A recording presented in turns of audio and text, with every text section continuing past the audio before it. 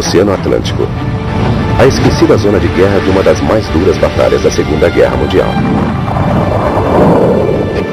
E naquele momento ouviu-se o mais horrível estrondo. Os submarinos alemães atacam os comboios de suprimento britânicos e canadenses. O Atlântico era a nossa esperança de vida, esteja certo disso. Sem suprimentos essenciais, a Grã-Bretanha cairá. Hitler vencerá a guerra na Europa. É uma batalha de estratégia, de ataque e contra-ataque. Quando essas cargas de profundidade explodem, dá um sentimento de completo terror. Uma corrida pela supremacia tecnológica ou convença a Madame Sorte a lutar de seu lado. Você só espera que as outras pessoas estejam na água e que você sobreviva. Essa é a Batalha do Atlântico. Em jogo está o resultado da Segunda Guerra Mundial. Batalha Naval.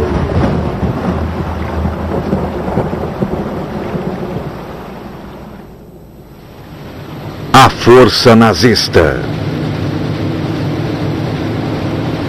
O submarino alemão se tornará um dos mais temidos armamentos da Segunda Grande Guerra. Um dia antes de a guerra ser declarada, o submarino U-30 percorre a costa noroeste da Irlanda. A bordo, 11 torpedos e uma tripulação de 44 homens prontos para a caçada. Havíamos jurado lealdade à nossa pátria e às nossas forças armadas. Havia passado 21 anos desde a Primeira Grande Guerra e agora era a nossa vez de lutar.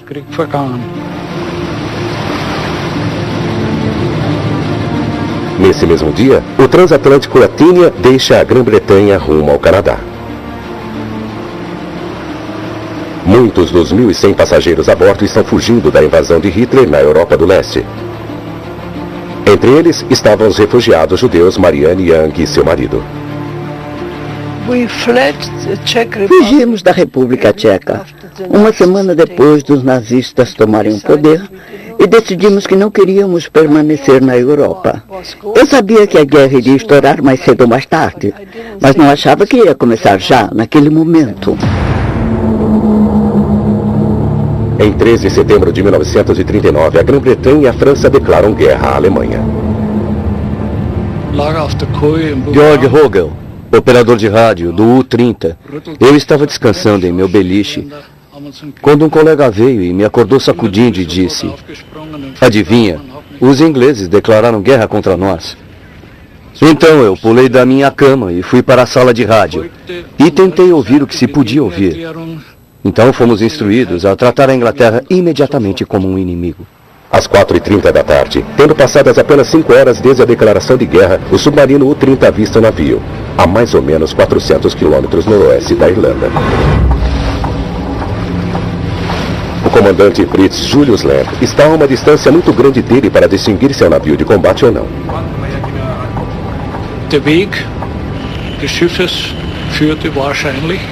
Pelo rumo que o navio estava tomando, podíamos assumir que estava indo da Inglaterra para a América ou o Canadá.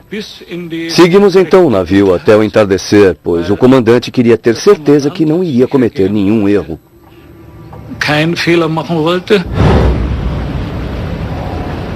Mas quando vê o navio apagar todas as suas luzes, Lamb assume que a Athenia é um navio mercante armado e parte para a matança.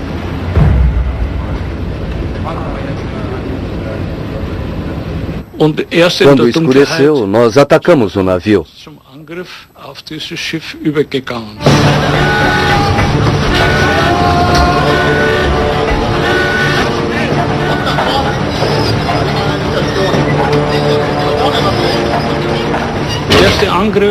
E o primeiro ataque foi feito com 2 torpedos.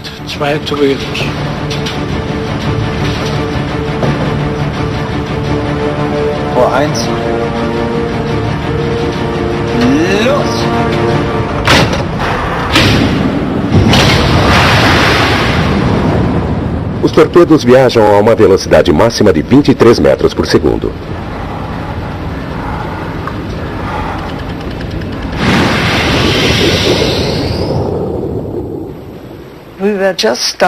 Tinham acabado de servir a nossa refeição no salão de jantar. Meu marido e seu irmão estavam comigo. Estávamos sentados à mesa e me lembro bem, estávamos tomando uma sopa ou algo parecido. E de repente houve uma explosão.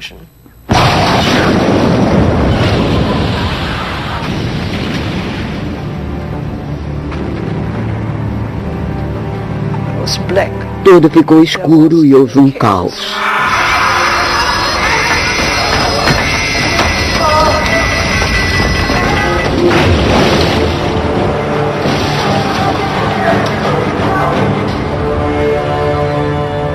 Ich lief dann zum Funkraum und corri para a sala de rádio e ouvi o sinal de identificação do Atínia e seu pedido de SOS. Eles tinham 1.100 passageiros a bordo. Oh, meu Deus! E de repente me dei conta do que havíamos feito.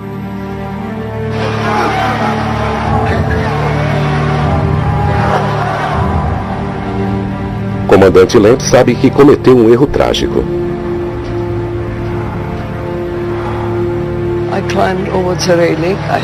Eu subi no parapeito, segurei a mão de meu marido e disse, venha!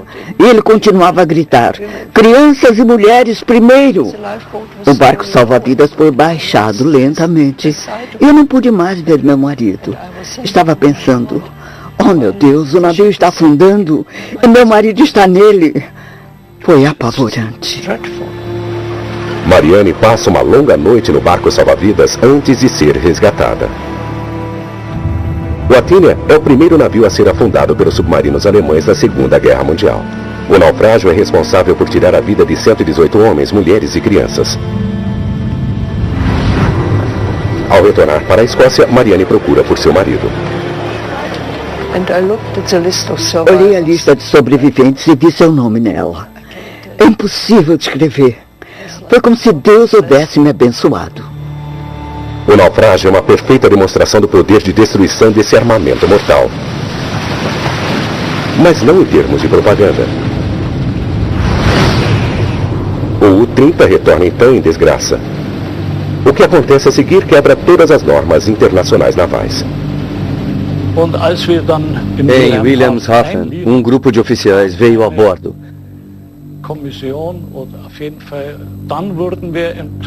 Nós fomos chamados para a sala de torpedos e instruídos a não falar nada sobre o ocorrido.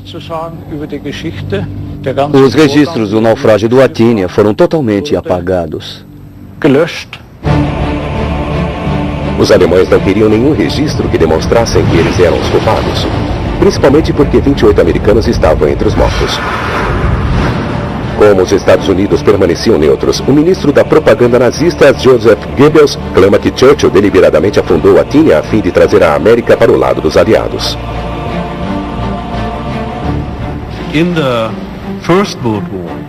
Durante a Primeira Guerra Mundial, o naufrágio do Lusitânia, um caso similar, quase envolveu os Estados Unidos na guerra. E isso era algo que Hitler tentava evitar. Sobreviventes do Atínia vão embora. Na América, um jornal cinematográfico relata o naufrágio como um escândalo. Winston Churchill espera para ver a reação dos americanos. Não há dúvida que isso agradaria Churchill, até mesmo o aliviaria. O que ele queria ver eram os Estados Unidos entrando também na guerra contra a Alemanha. Mas na América, após a Primeira Guerra Mundial, não existe vontade alguma em se envolver numa outra guerra europeia, e a América permanece neutra. Não era só a Europa que estava traumatizada por todo o derramamento de sangue ocorrido na Primeira Grande Guerra. Os americanos também estavam. E havia uma relutância da parte deles em se envolverem em outra sangrenta guerra de trincheiras.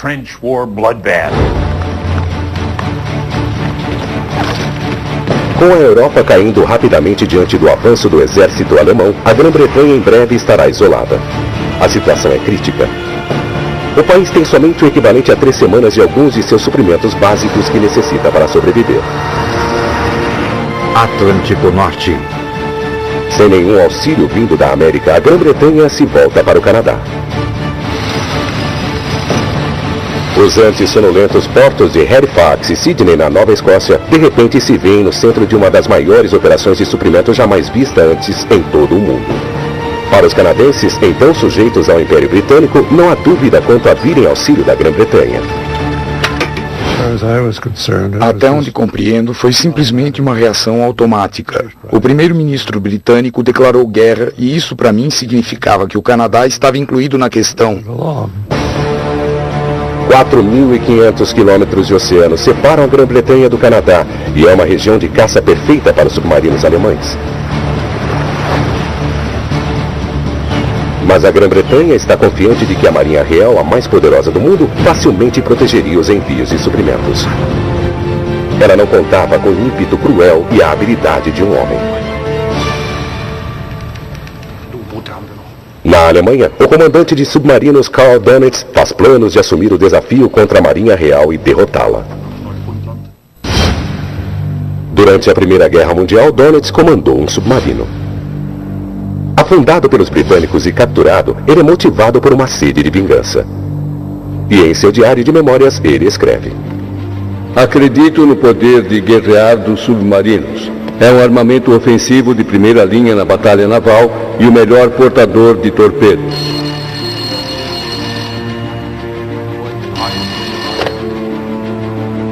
Antes da guerra, Dönitz pessoalmente supervisiona a construção da frota de submarinos. A Alemanha estava proibida de construí-los após a Primeira Guerra Mundial, mas continua desenvolvendo-os secretamente. Dönitz cria então rapidamente uma moderna e poderosa força naval de submarinos. A embarcação principal dessa frota era um submarino classe 7. 2 motores a diesel lhe proporcionavam uma velocidade de 16 nós na superfície, rápido o suficiente para acompanhar a maioria dos navios cargueiros. Baterias elétricas o permitiam ficar submerso por até 24 horas. É equipado com um canhão de 88 mm, mas seu armamento mais mortal são seus 11 torpedos.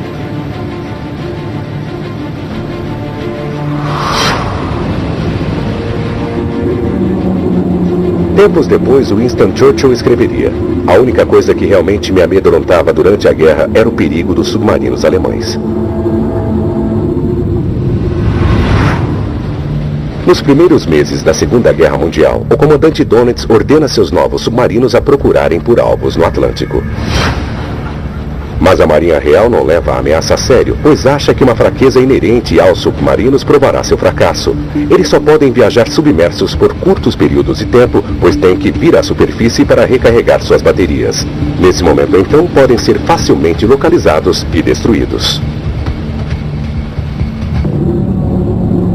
E quando estão submersos, a Marinha Real tem plena confiança em uma nova tecnologia anti-submarino chamada de ASDIC. Desenvolvido antes da guerra, utiliza ondas de som direcionais para ver sob a água. Essas refletem nos submarinos e são ouvidas de volta como eco. Quanto mais rápido for o retorno do eco, mais próximo o navio está do submarino. Quando a distância é curta, cargas de profundidade podem ser lançadas. As demonstrações desse primeiro tipo de sonar impressionam tanto a Churchill que ele se gaba de que o aparelho livraria a Grã-Bretanha do perigo.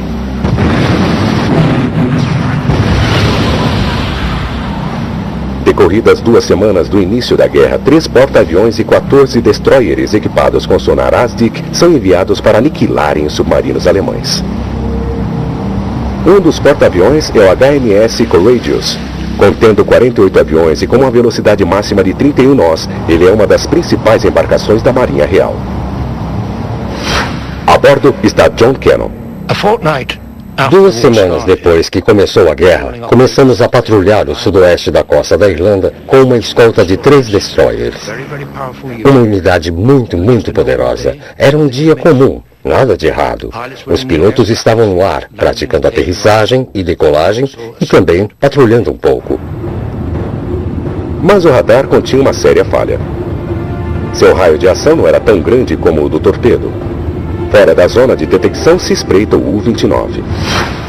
Seu comandante é Otto Schuhart, que localiza o Courageous manobrando para os porta-aviões aterrissarem.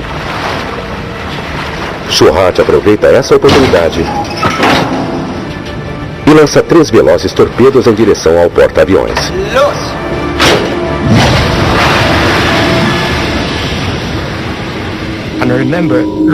Eu me lembro que vi em meu relógio que eram 7:45 e naquele momento houve um estrondo horrível.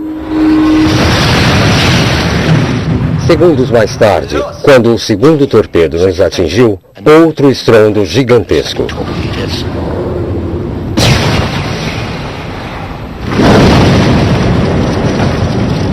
Os torpedos abriram 2 buracos enormes no Courageous, condenando o porta-aviões.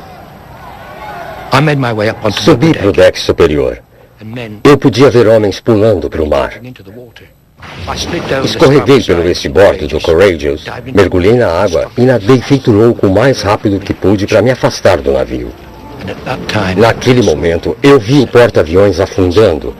Ele foi para baixo, o mar o encobriu como uma mortalha e ele se foi.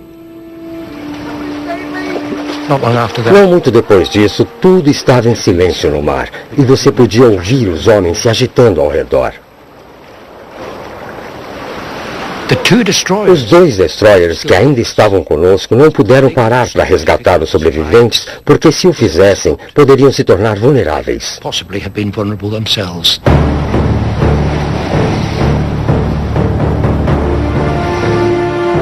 Na verdade, o destroyer HMS Van Oe está numa perseguição ferrenha a Otto Schuhart, utilizando seu sonar subaquático. O destroyer detecta o som que ecoa do U-29. Schuhart realiza então o mergulho de emergência mais profundo que ele jamais fez.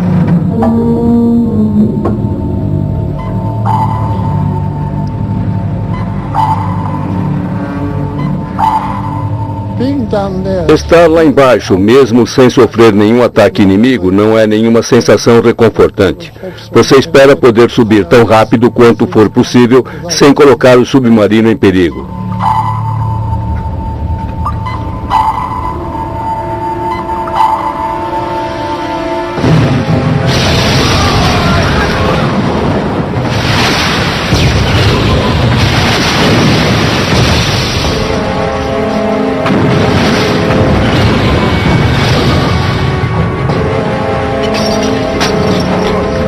O ataque dura por várias horas até que ambos destroyers utilizam todas as suas cargas de profundidade. Mas a sorte está com Schuhart e ele consegue escapar. De volta à superfície, John Cannon está na água por 2 horas. Sua única esperança de resgate agora é alcançar um navio mercante que passa pelo local. Comecei a nadar tentando me salvar e já estava nadando há muito tempo. E estava ficando muito cansado. Muito cansado e muito estranhamente. Não sei se as pessoas podem compreender isso, mas a possibilidade de eu me afogar não me amedrontava. Eu estava tão cansado que eu simplesmente queria ir dormir. Ao meu lado estava um observador da aviação britânica que deve ter pensado que eu havia desistido. E de repente ele gritou para mim: "Vamos lá, rapaz, continue. Seu pai e sua mãe estarão esperando por você quando chegar em casa."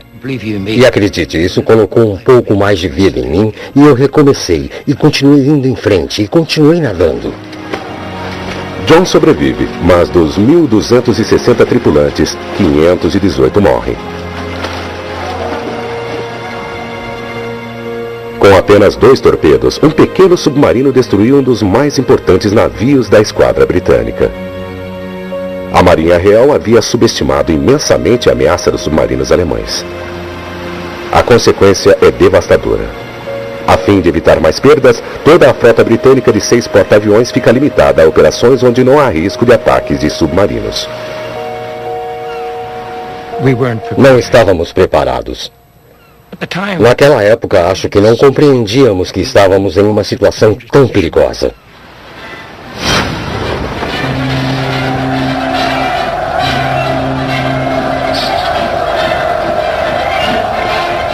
Otto Schuhart é recebido como herói em seu retorno ao porto.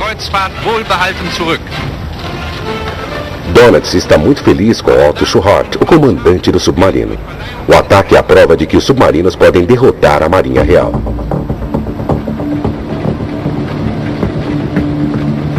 A Apenas 4 semanas depois do naufrágio do HMS Courageous, ocorre um ataque de uma audácia de tirar o fôlego. O comandante de submarino Gunther Prien move-se despercebidamente para dentro da fortemente protegida base da Marinha Real em Scapa Flow. Manobrando através da defesa anti-submarino da base, ele torpedeia o Royal Oak, um valioso couraçado com enormes canhões de 380 mm e um dos maiores da Marinha Real.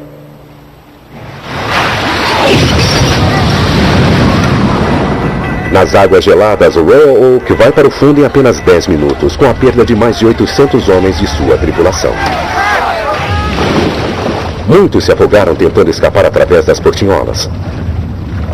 Na Grã-Bretanha, o naufrágio do Royal Oak é considerado um desastre nacional.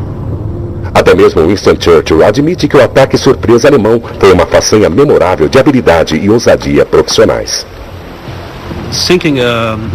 Afundar um navio de guerra utilizando um pequeno submarino é o que pode se chamar de feito corajoso e que pode ser usado como propaganda. Na Alemanha, Prien se torna um herói nacional. Multidões em êxtase o recebem em Berlim. Hitler o premia com uma das maiores condecorações da Alemanha, a Cruz de Ferro. Para Karl Donitz, é a prova de que os submarinos alemães podem vencer a guerra para a Alemanha. Mas para os britânicos, é um sinal de alerta.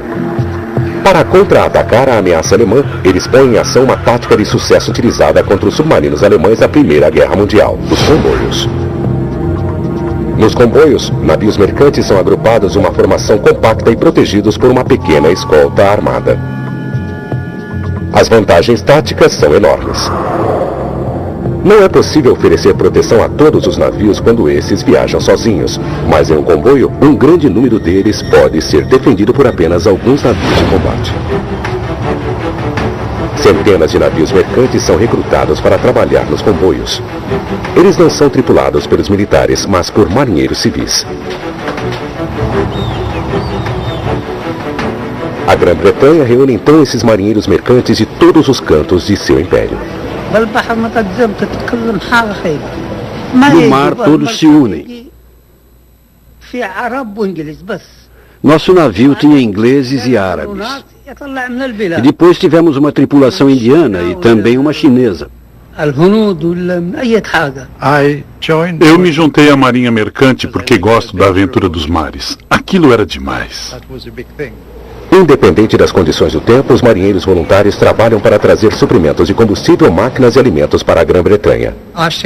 Vi um navio no topo de uma onda, com a popa e a hélice saindo da água. E então, quando ele caía lá de cima, tudo que você podia ver era água por todos os lados. O respingo e a espuma das ondas vinham sobre a coberta de proa e congelavam no cordame.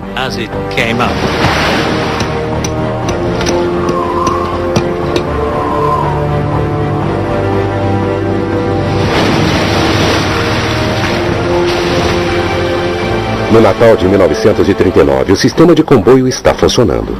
Um a um, os submarinos alemães destroem 110 navios que viajavam sozinhos. Mas somente 4 são perdidos para os submarinos, dos quase 6.000 que faziam a travessia em comboios. A frustração de Donitz aumenta cada vez mais devido à falta de sucesso de seus submarinos. Existe um importante obstáculo detendo. Ele havia pedido a Hitler 300 submarinos, mas recebera menos de 60. O maior problema que enfrentamos agora é simplesmente a falta de submarinos. Temos de tentar localizar os comboios e então preparar um ataque concentrado com cada submarino que dispusermos. Donitz também enfrenta outro obstáculo: o controle britânico no Mar do Norte e no Canal da Mancha. Para alcançar o Atlântico, seus submarinos têm de navegar contornando o norte da Grã-Bretanha. Isso acrescenta uma semana às suas jornadas e limita enormemente seus raios de operação a somente algumas centenas de quilômetros da costa da Irlanda. Porém, uma vez mais, o curso da guerra está prestes a mudar.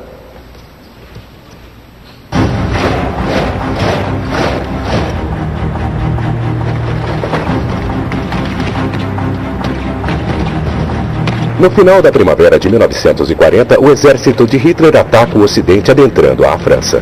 Os britânicos humilhantemente são forçados a bater em retirada de Dunkerque. A França se rende.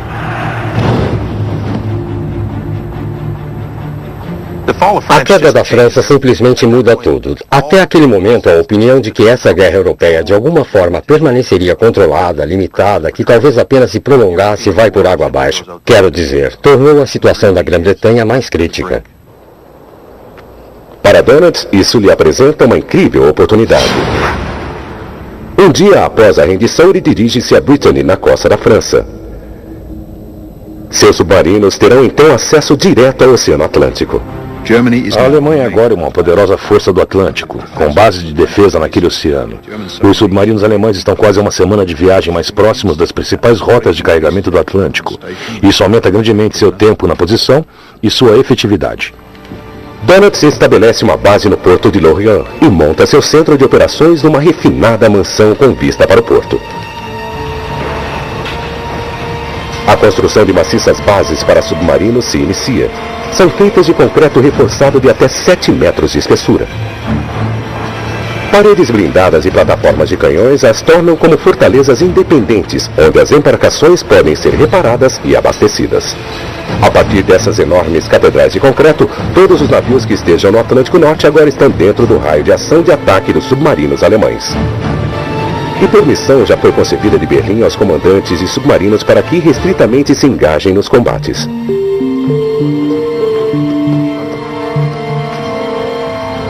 Não resgatem nenhum homem.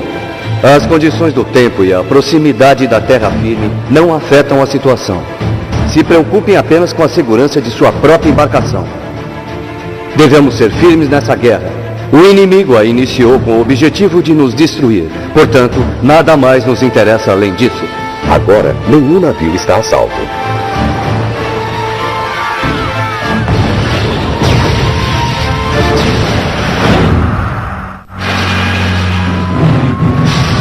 Em 1940, com a Luftwaffe atacando as cidades britânicas, alguns pais decidem enviar seus filhos para o outro lado do Atlântico em busca de segurança.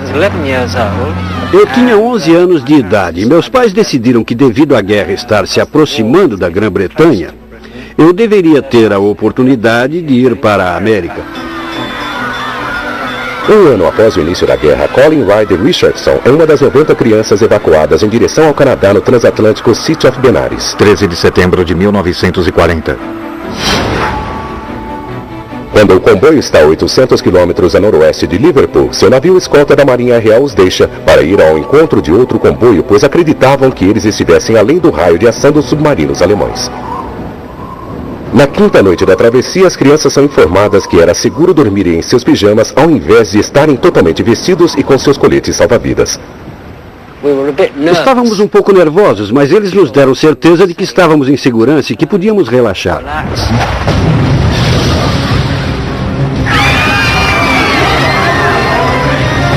Às 10h03, o City of Benares é atingido por um torpedo bem abaixo dos dormitórios das crianças.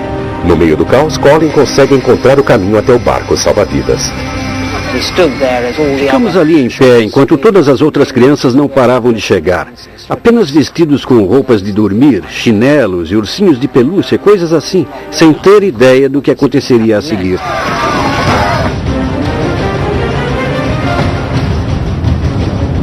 O City of Benares está adernando bastante, o que torna difícil o lançamento dos barcos salva-vidas.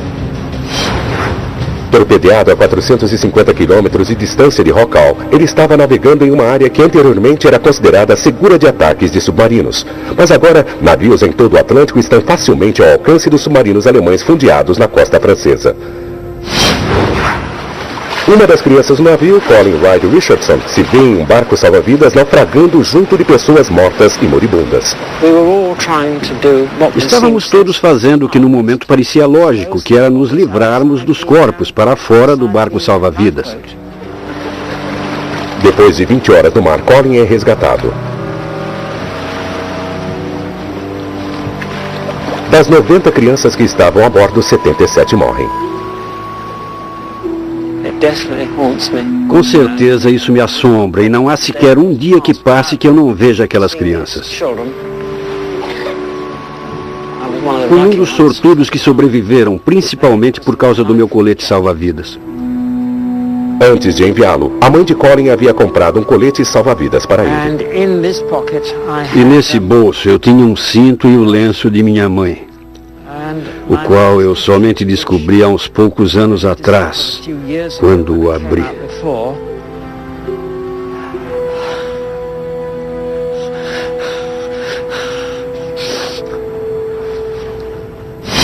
Torpedo nazista afunda navio e mata crianças. O naufrágio do City of Benares choca o mundo. Os jornais denunciam que foi um crime de guerra. Mas para a Marinha Britânica, o ocorrido leva a uma devastadora conclusão. Os submarinos alemães, agora operando a partir de suas bases francesas, podem atacar a distâncias muito maiores dentro do Atlântico e caçar os comboios por mais tempo.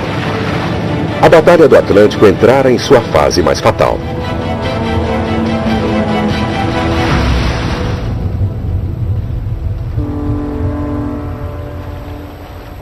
Os navios de combate são ainda as melhores defesas dos comboios contra os ataques dos submarinos alemães. O vice-almirante Donitz tenta encontrar uma forma de superar a força tática dos britânicos e decide pôr em prática uma tática audaciosa. Se funcionar, destruirá as linhas de suprimento vitais, que é tudo o que está impedindo a Grã-Bretanha de entrar em colapso. Ele a chama de a matilha.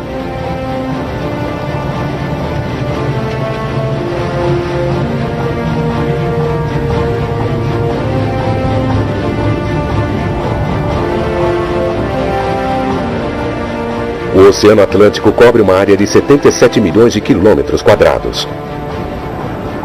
Como primeira parte de sua estratégia, Donitz estende em longas linhas seus submarinos a fim de fazerem uma varredura pelo oceano. Ele permanece em contato direto com seus submarinos. Então, para evitar que os aliados fossem alertados, eles utilizam um equipamento de codificação engenhoso chamado de Enigma.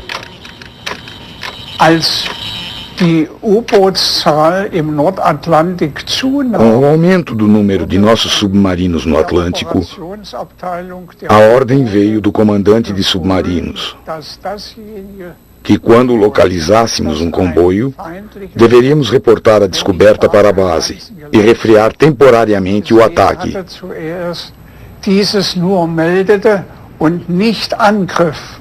Pense na matilha de submarinos como uma matilha de lobos ou cães de caça, como queira descrever, presos a uma corrente de rádio. Cada submarino tem de reportar todos os dias, porque as pessoas que estão, na verdade, rastreando e localizando-os nos centros de operações precisam saber onde eles estão, para que suas posições sejam dispostas sobre um painel. Quando Donitz dá as ordens, os submarinos devem atacar, não submersos, mas na superfície, onde são mais rápidos e melhores de serem manobrados, e onde não podem ser detectados pelos sonares. A decisiva jogada de mestre é atacar durante a noite, quando é quase impossível distinguir seus suaves contornos. 5 de outubro de 1940. O teste para a estratégia de Donitz para os comboios acontece quando o comboio SC-7 inicia sua jornada de 17 dias do Canadá até a Grã-Bretanha. 35 navios estão carregados de aço e madeira, mas muitos dos navios no comboio são velhos e lentos. E os recursos da Marinha Real estão distribuídos a tal limite que só há um pequeno navio escolta disponível. É o alvo perfeito para a matilha.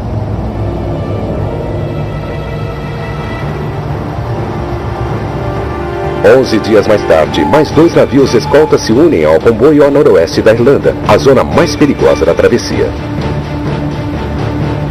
À meia-noite, o submarino U-48 localiza o comboio. Ele transmite sua posição para Donitz, que ordena que o U-48 espere pelos outros submarinos para que todos se reúnam junto ao comboio. Eles chegam 2 dias depois. Uma matilha de submarinos parte para a matança. A bordo do navio que liderava o comboio está Charles Gonçalves. Era uma noite de luar. E claro, os comandantes dos submarinos podiam ver a silhueta dos navios. E foi quando eles realmente partiram rapidamente para o ataque.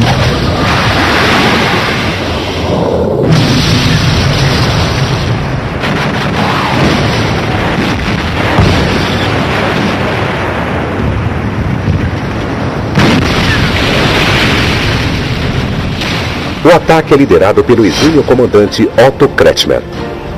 Ele afundará 1/4 de milhão de toneladas das remessas dos navios, seu apelido, o Rei da Tonelagem. Os navios de escolta estão em desespero, disparando sinalizadores a todo momento a fim de se confortarem e também aos demais. Não que isso fosse ajudar em uma noite clara de luar. Comece então a atacar os navios situados na parte de trás do comboio. Normalmente, um comandante de submarino tenta posicionar sua embarcação à frente do comboio, fazendo com que os navios venham em direção a ele.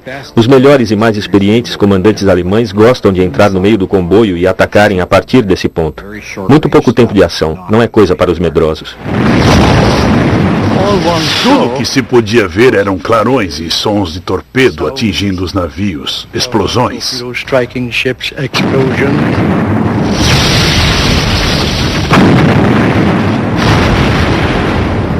O navio de Charles Gonçalves é afundado pelo U-101.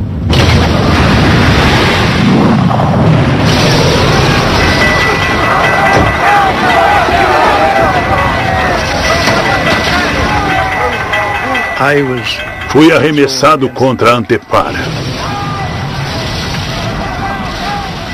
E vi muitas pessoas, com certeza mortas.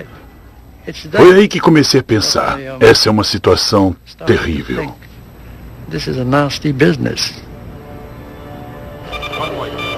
Em sua base francesa em Lorient, Dönitz acompanha os acontecimentos ao vivo através do contato por rádio dos comandantes.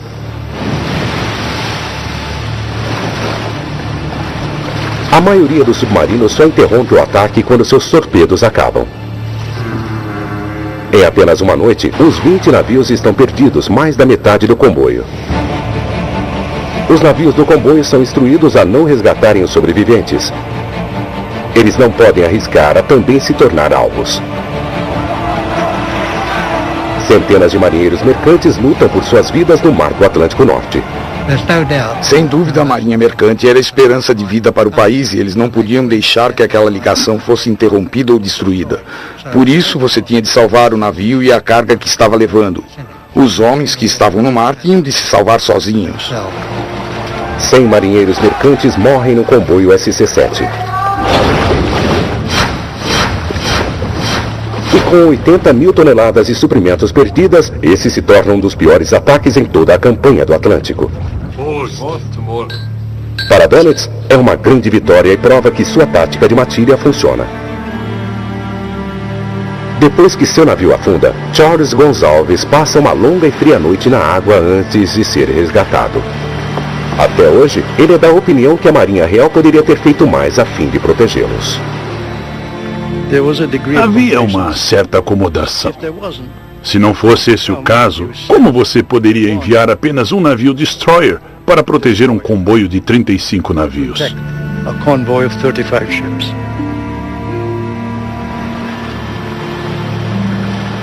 Os comboios precisam desesperadamente de mais navios escolta para os protegerem dos ataques dos submarinos alemães. O primeiro-ministro britânico Winston Churchill se volta para o presidente americano Franklin Roosevelt em busca de auxílio.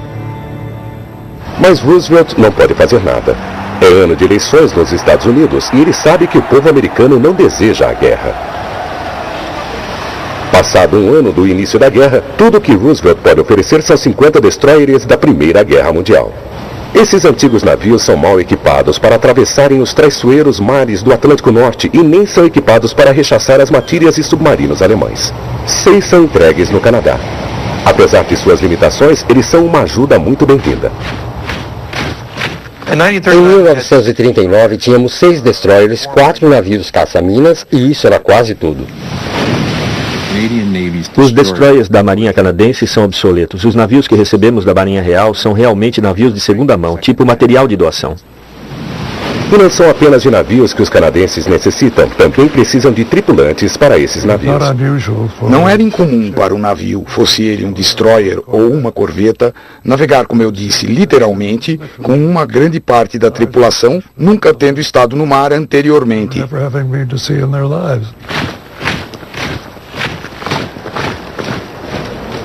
A demanda é muito alta e muitos recrutas só haviam trabalhado em terra seca. Uma grande porcentagem dos marinheiros vinha do campo. Eles nunca haviam estado no oceano, nunca haviam visto o mar. Talvez o ondular do trigo lembrasse as ondas do oceano. A inexperiência da Marinha Real Canadense não passa despercebida pelos britânicos. Os britânicos criaram um conceito de que a Marinha Real Canadense era incompetente. A Marinha Canadense era ridicularizada pela Marinha Real Britânica como sendo a Marinha da abalroação real ou a Marinha da colisão real. A Marinha Real Canadense necessita de uma completa reformulação se quiser cumprir com seu papel na guerra contra os submarinos. Mas o que normalmente leva anos para ser adquirido agora necessita ser alcançado em meses. O Canadá começa então um plano de expansão massivo a fim de disponibilizar navios escolta para os comboios do Atlântico que levavam suprimentos vitais para a Grã-Bretanha. Só existe um tipo de navio que pode ser construído rápido o suficiente em grandes quantidades: a corveta. Quem conseguisse dobrar aço e usar uma arrebitadeira podia construir uma corveta. A ideia era que, tendo uma tecnologia e um projeto simples que lhe permitisse produzir em massa, você não necessitaria de um estaleiro especializado para construir a corveta, dispensando peritos como engenheiros navais para fazê-la funcionar, uma vez que ela estivesse na água. Churchill chama de os baratos e ruins. Baratos de serem construídos e ruins para os submarinos alemães. As corvetas são equipadas com um canhão de 100 mm na proa e 2 rampas de lançamento de cargas de profundidade na popa. Esses robustos navios foram originalmente projetados para caçar baleias. Seus testados e provados motores a vapor são bons para curtas arrancadas e também úteis para alcançar submarinos. Mas seu projeto básico e antiquado é limitado. O propósito original da corveta, em termos de aplicação, era muito humilde. Eles eram para ser o tipo pau para toda obra, atuando perto da costa. Ninguém tinha a expectativa deles assumirem a responsabilidade da Guerra do Atlântico Norte. Nos revoltos mares abertos é a tripulação que paga caro pela inadequação das corvetas. Como a ponte de comando é completamente aberta, é como uma enorme banheira. Você recebe as ondas quebrando sobre a proa e as tempestades vindas de cima. Quando as corvetas chegam ao meio do oceano é que descobrem que as condições são severas demais para elas. Elas têm um desempenho extremamente ruim. As pessoas frequentemente ficavam molhadas por dias, dormindo com roupas molhadas, trabalhando com roupas molhadas. É frio, muitas vezes é assustador. Mas por agora, as corvetas são a melhor esperança de derrotarem os submarinos de Hitler. E no meio do Atlântico, elas logo estão presas no combate com as matilhas. Peter Koch estava no comboio que viu a primeira ação decisiva entre uma corveta canadense e um submarino alemão. Normalmente você precisa de 2 navios para destruir um submarino. Um para ficar ao lado e emitir sinais e outro para lançar as cargas de profundidade. Você saía então em busca dos submarinos e fazia uma varredura com o sonar para ver se podia ouvir algum eco. Enquanto navegavam rapidamente para reforçar o comboio atingido, as corvetas Chumbley e Moose Jaw detectaram o submarino alemão. A Chumbley lança cargas de profundidade. O U-501 vem à superfície. Ao localizar o submarino, o Moose Jaw altera o seu curso para colidir de frente com ele, abalroando-o. Uma espetacular ação se seguiu em que houve uma tirada rápida da Moose Jaw. Naquele momento, quando a corveta e o submarino estavam realmente lado a lado, o capitão do submarino, a partir de sua torre, literalmente colocou seus pés sobre o castelo da proa da Moose Jaw e então as 2 embarcações conseguiram se separar. A tripulação do submarino retomou o controle de sua embarcação e uma pequena perseguição se seguiu, até que finalmente o submarino foi abalroado e naufragou. O comandante do submarino e a tripulação sobrevivente do U-501 foram levados prisioneiros. Mas as corvetas não são mais do que uma medida paliativa.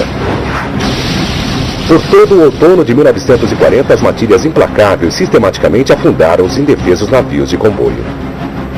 A situação é crítica. Os níveis de suprimento de alimentos para a Grã-Bretanha haviam caído para o patamar mais baixo desde o início da guerra. Tudo o que impede a Grã-Bretanha de ser derrotada são os heróicos sacrifícios feitos por esses marinheiros voluntários. Algumas tripulações em sua primeira viagem só chegaram a viajar alguns dias antes de serem afundadas e mortas. Tinham estado a serviço por alguns dias. Nesse momento é mais perigoso ser um marinheiro mercante do que lutar em qualquer divisão das Forças Armadas britânicas ou canadenses.